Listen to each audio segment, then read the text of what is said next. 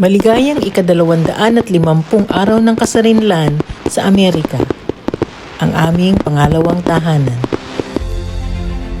Dumating ako dito sa Amerika noong 1993 bilang isang overseas Filipino worker kasama ng aking mga kaibigan na katulad ko ning physical therapist. Nakipagsapalaran kami sa iba't ibang parte ng Amerika.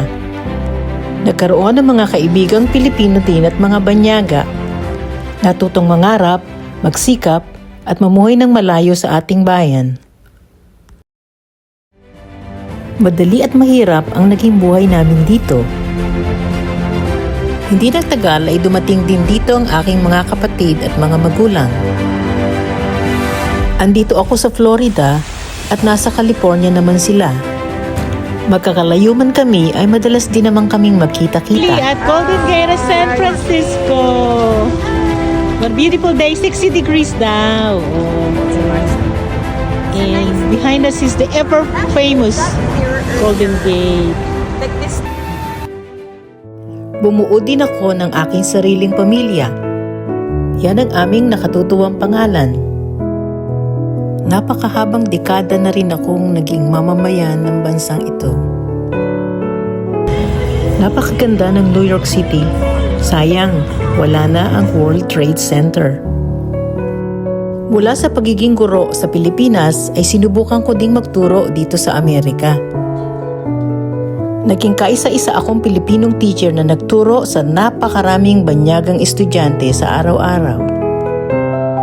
Dalawa sa kanila ay mga Pilipino at ngayon ay matagumpay na silang mga physical therapist. Iba-iba ang naging karakter ko noong pandemic habang nagtuturo ako. Hulaan niyo kung sino to. Hello. Masaya ang araw ito para sa amin ng nanay ko kasi manunumpa kami bilang mga Filipino citizens again. 9:30 to 10:30. So we'll be called in a few minutes. So now today, reacquiring. Ayan, nakapasok na kami.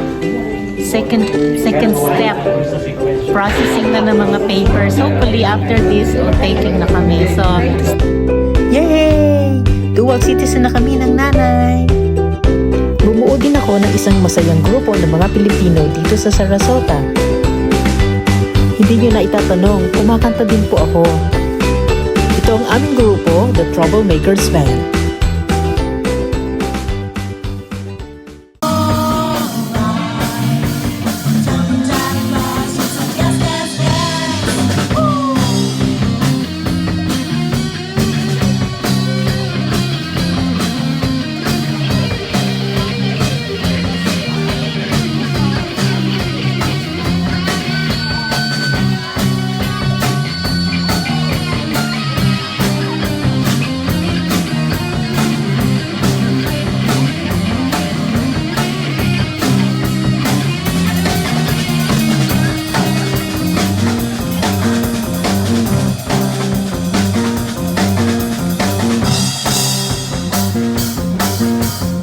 At naisipan kong mag-aral ulit.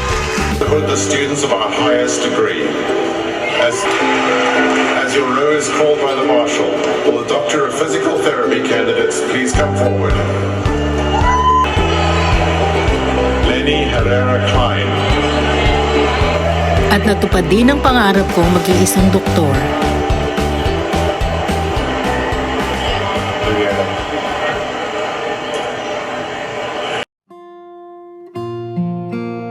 Napaka-special talaga kung paano nila i-display ang watawat ng Amerika. Ang ganda-ganda niyan tingnan sa bulwagan ng cruise ship na ito.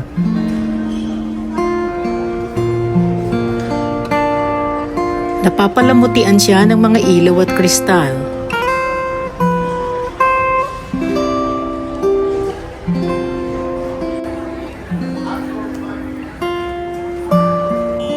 Kung dito sa Florida ay malapit kami sa dagat, dito naman sa California ay makikita mo ang nagtataasang mga bundok, mga puno at napakagandang mga tanawin. Katulad nito, ang Yosemite National Park.